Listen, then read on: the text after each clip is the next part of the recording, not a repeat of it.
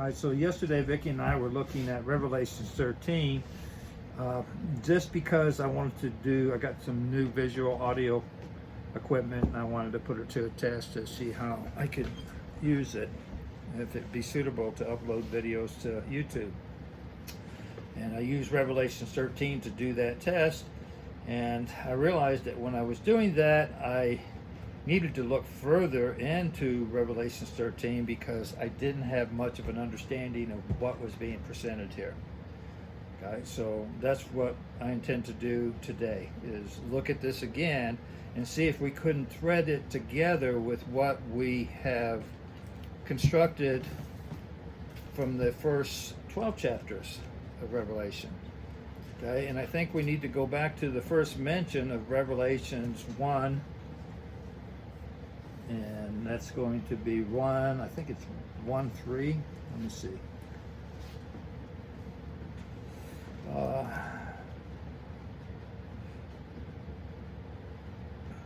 So let me just read Revelations 1 through 3. This is the principle, I believe, that is given to those who want to study Revelations, that they keep in mind this principle and let it be the theme to deciphering or understanding Revelations. The revelation of Yahushua Messiah, which Yahuwah gave unto him to show unto his servants things which must shortly, let me say that word again, shortly come to pass. And he sent and signified it by his messenger unto his servant Yehochanan, John. Okay, so we're given John's given a vision, and the vision is telling him things which must shortly come to pass. Verse 2, who bear record of the word of Yahuwah and of the testimony of Yahushua Messiah, and of all things that he saw. Blessed is he that readeth, and they that hear the words of this prophecy, and keep those things which are written therein, for the time is at hand. The time at hand seems to be another profound reference to the time. Which time? The time that was at hand at the time of this vision. Okay? So we want to keep that in mind as we go through Revelations, okay? Because so much of our teachings throughout Christianity and biblical scholars and those who claim to have read the scriptures backwards and forwards 4 or 5 times say that most of the things are yet out in the future concerning Revelation. So let's keep that in mind. So let's go into Revelations 13 and see what we can discern from that.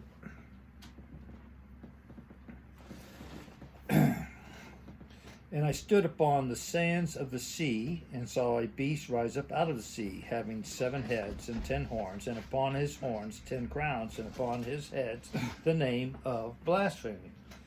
Okay. So, building on what we've gone before and looked at, we can see that the word sea is representative of people, okay, multitudes of people.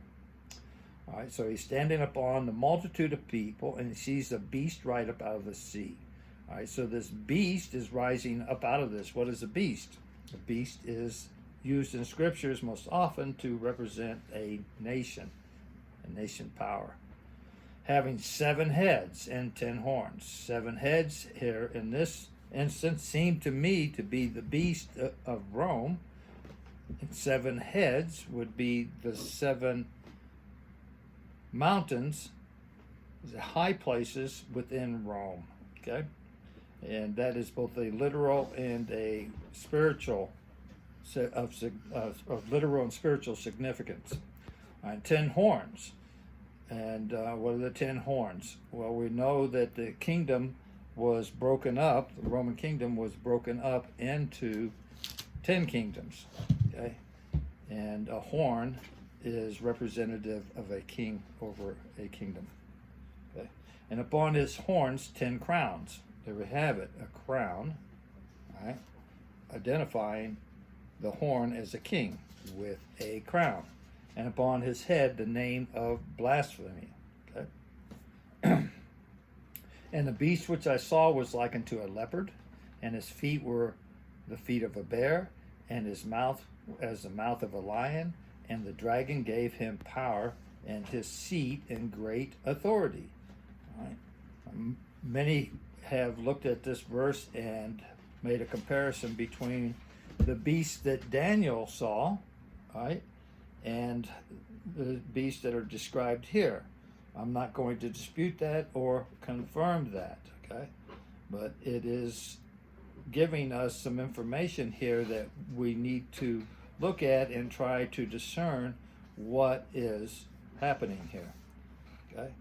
And at this time, I think we need to move forward through the scriptures and see if we can get more clarity for this.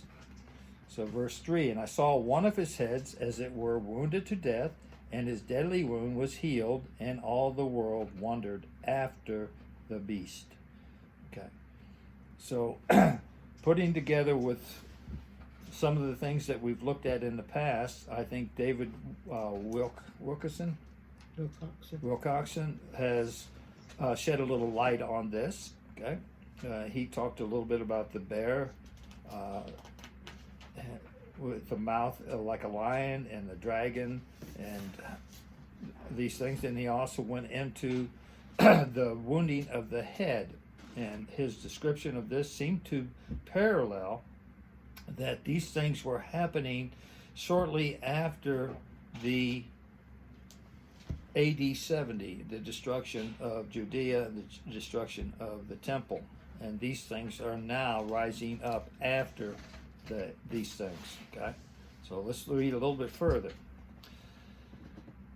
And they worshiped the dragon, which gave power unto the beast, and they worshiped the beast, saying, who is like unto the beast? Who is able to make war with him? Okay, again, we understand that the beast is a picture of a nation. A nation of that time would be, the most powerful nation would be, of course, Rome. Okay, so we take that information and we take the information that after the 1,000 years had ended, Satan must be loosed for a short season or a little while. Okay, this is what I believe we are addressing here. That this beast, Rome, the feet of a bear, mouth like a lion, right, and so forth, and it spoke like a dragon, is indeed Rome. All right, on 7 mountains, okay, 10 kings. All of that seems to be threading together here to describe what is happening in this short season after the 70 AD, when, as it said again, that after the 1,000 years had ended, Satan must be loosed yet a little while to gather the nations together. All right.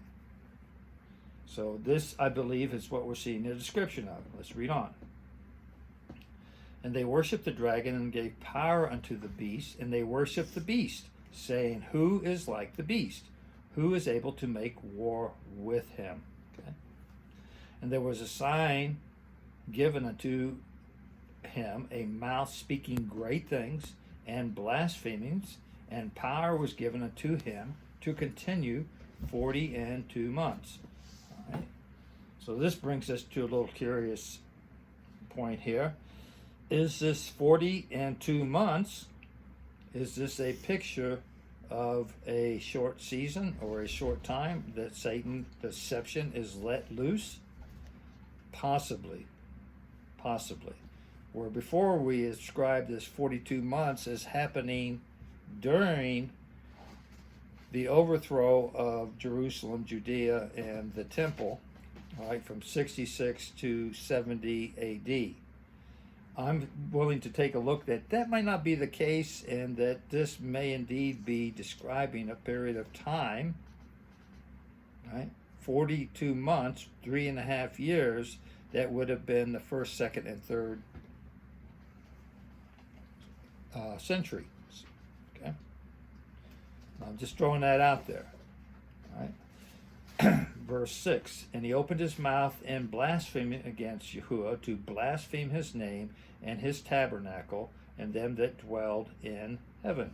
Okay, so if we're going to see that in 70 AD, the tabernacle of the temple was literally destroyed, and we have this beast opening his mouth to blaspheme his name, tabernacle that dwelt in heaven. All right, what's going on here? Could it conceivably be that he is blaspheming the name, which it says right here, and his tabernacle? Well, what is his tabernacle? His temple? Okay. His dwelling place? Okay. Whose dwelling place? Yahuwah's dwelling place? Well, who's in his dwelling place? Who is it that are dwelling in heaven? It's those who are in the new covenant. All right?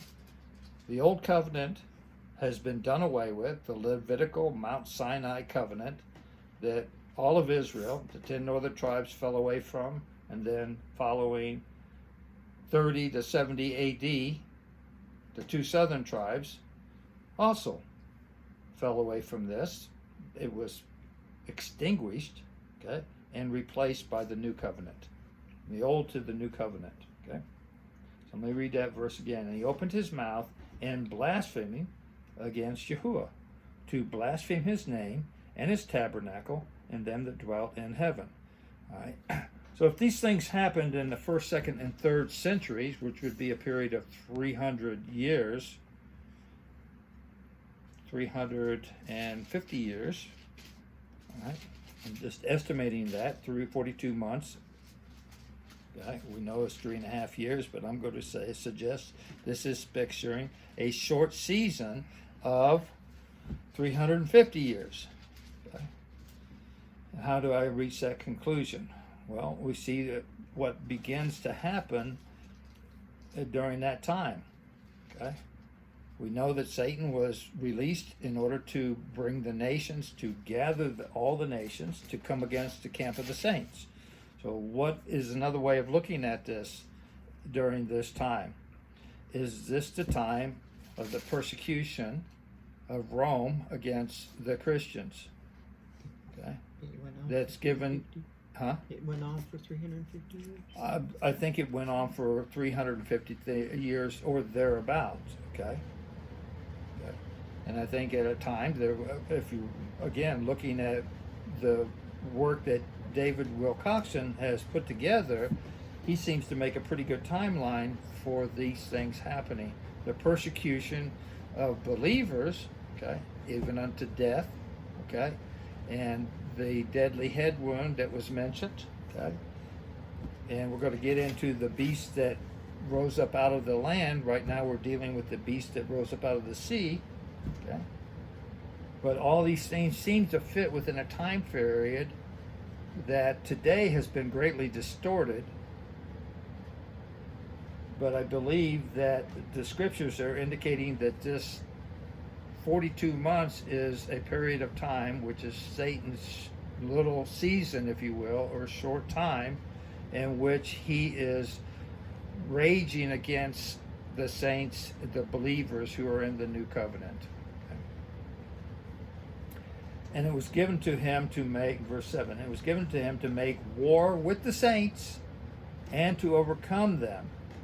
Okay, so let's look at that for a moment. Within this period of time, if it's 350 years thereabouts, did something occur that Satan's made war with the saints and overcame them? Looking historically, we can see that, yeah, certainly that's even given to us in descriptions today of the rise of this beast and this one that blasphemed Yahuwah came against, and I'm going to put a name on this, I'm going to put the name Catholic Catechism on this, came against believers to such an extent that they nearly annihilated them. Okay? That was part of the historical evidence, that's given to us. Okay? So that fits, to me, that fits with it. He opened his mouth and blasphemed against you, to blaspheme his name and his tabernacle and them that dwelt in heaven. And it was, I'm sorry, I read the wrong verse there. And it was given unto him to make war with the saints and to overcome them, and power was given to him over all kindreds and tongues and nations. Okay.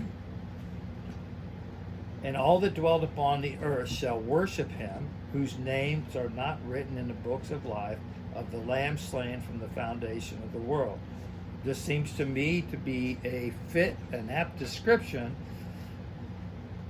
that all the world was trying to be brought into the Catholic religion.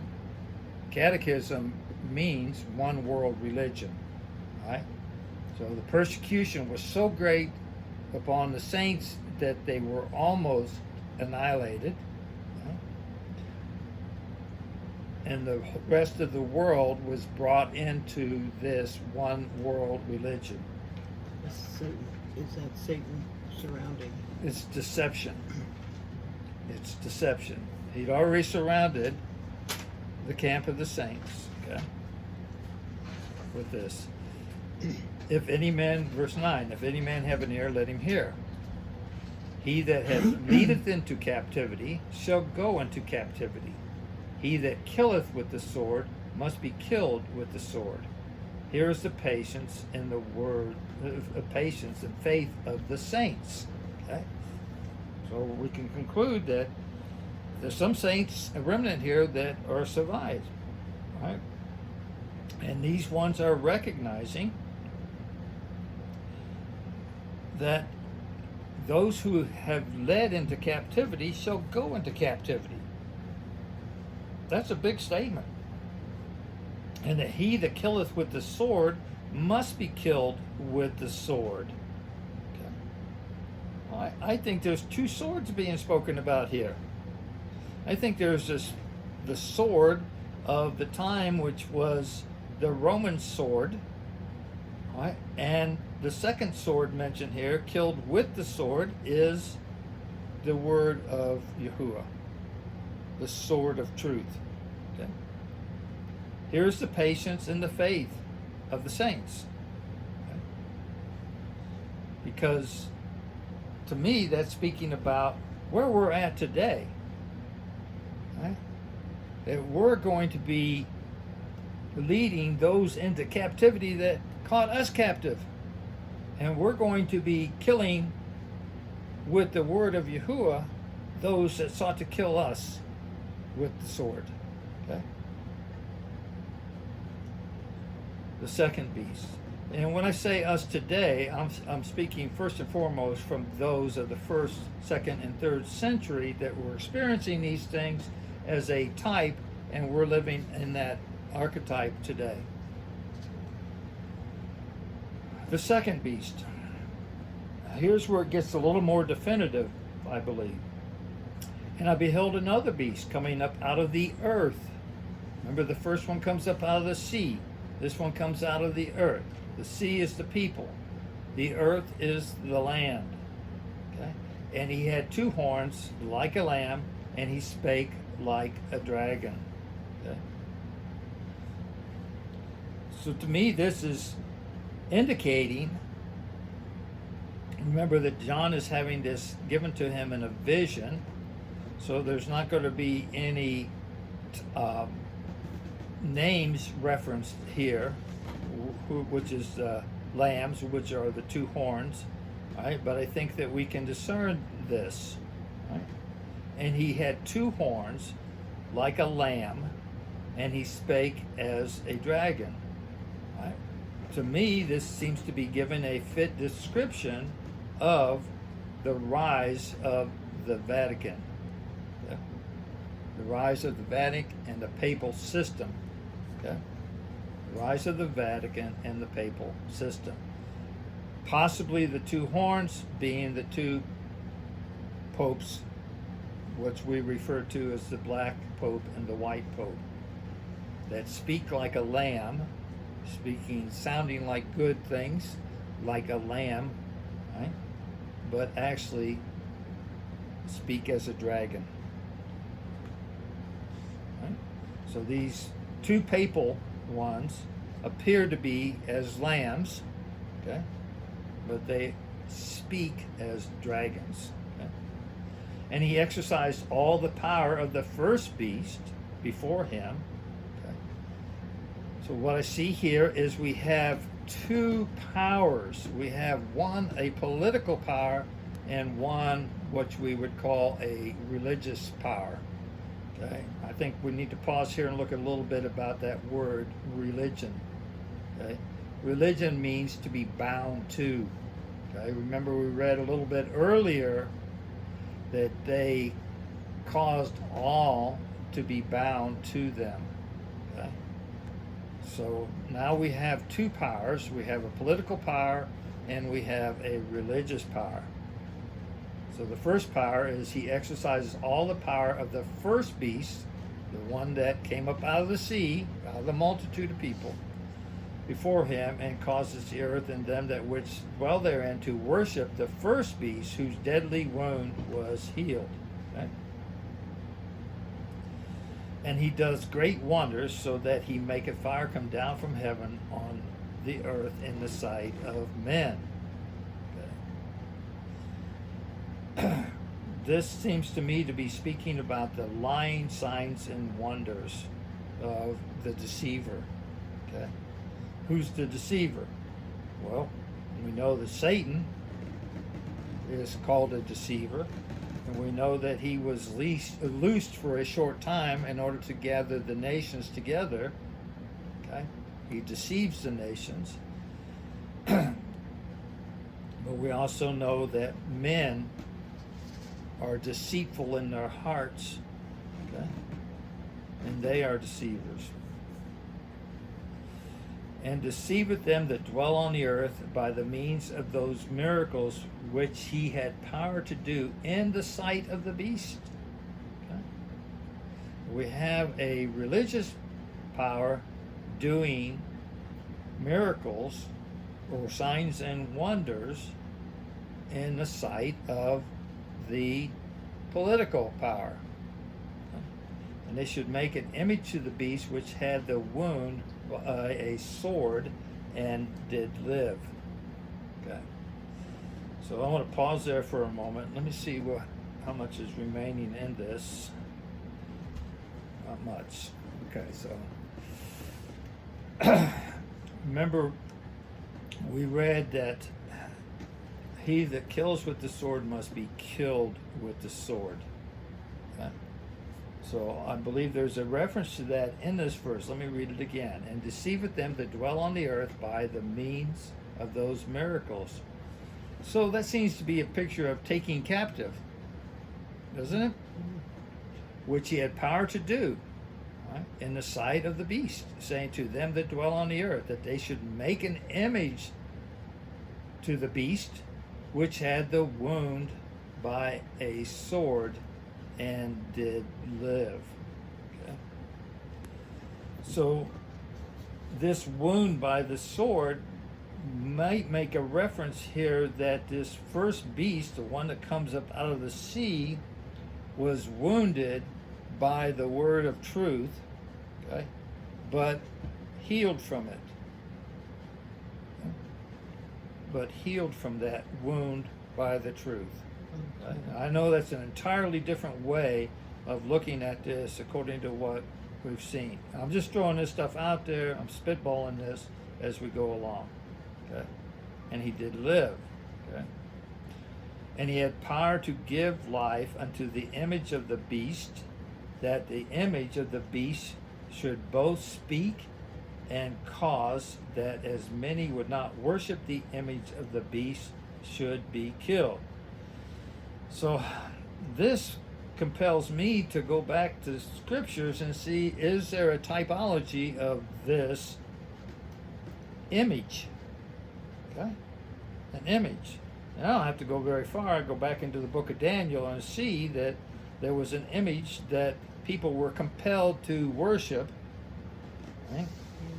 And this image came from the power, the political power of that time, the time of Daniel. and people were caused to worship this beast, and if they should refuse, they should be killed. So what can we draw from that type to a typology, or to an antitype that is being showed here? Let's read it again. And he had power to give life unto the image of the beast, that the image of the beast should both speak and cause that as many would not worship the image of the beast should be killed. So what does it mean when it's saying they had caused to give life, okay, to the image? Right? Does that mean it actually literally came to life like we think of life, you know, in the flesh and blood, right? That it can speak? Or is this more metaphoric, spiritualized language that we need to get discernment from? To me, this is exactly that. This is propaganda, that this beast was given the power of propaganda, deception, right? That he takes on life in the hearts of men that worship him. Okay? And he calls us all, both, verse 16, both small and great, rich and poor, free and bond, to receive a mark in their right hand or in their foreheads. Okay? Again, this is a scripture calling back to memory other scriptures that use the same type of text or the same type of words to convey a meaning. Right? So here we have a mark given to them in the head or in the right hand. Okay, so this is something that we can draw on from experience. We know that Yahuwah caused him that had the inkhorn to go through and mark in the forehead. Right? We also know that Yahuwah seals them in their forehead. Right? The forehead, and then which is symbolic of the thinking or the brain or the and then we have the right hand, which is a symbolism or of power. Right. So if you receive a mark in your right hand, it's a symbol that this is defining your power. Verse 17, and that no man might buy or sell, have ye that the mark of the name of the beast or the number of his name. Right? This is to me showing that those who had allegiance to the beast, okay, would be the only one that would be able to benefit from the beast, that they would be able to buy and sell. Right? Nobody else, not having allegiance to the beast, through a mark on their forehead or on their right hand, symbolically, okay, would not be able to buy or sell, would not be able to prosper under that system. Okay? Here is wisdom. Let him that hath understanding count the number of the beast, for it is the number of a man, and his number is 600 threescore and six. There could be a lot of depth of understanding in this scripture. Certainly many people have spoken many possible meanings to this scripture, and I take, at this point, I'm only going to look at the first one, that it is the number of a man. Okay? Man seems to be symbolically represented throughout scriptures as the number 6. Okay? On the 6th day, right from the beginning, man was created. Man and woman was created. Genesis 1, chapter 1, verse 27, I believe. Right? So that's the number of a man.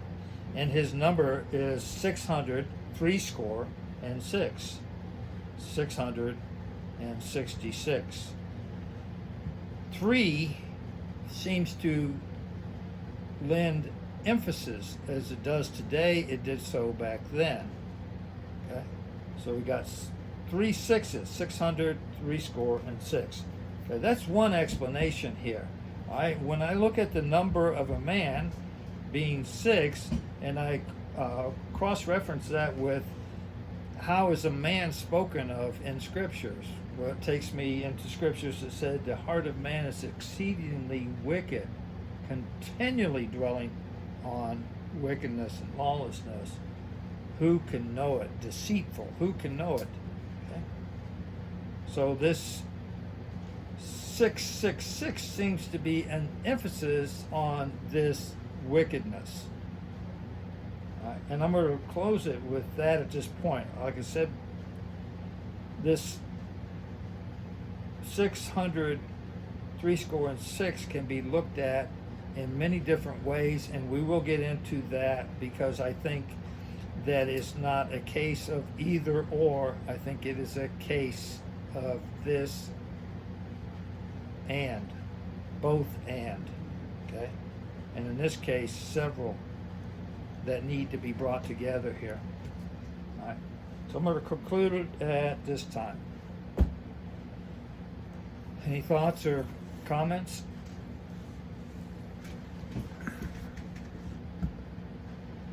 All right.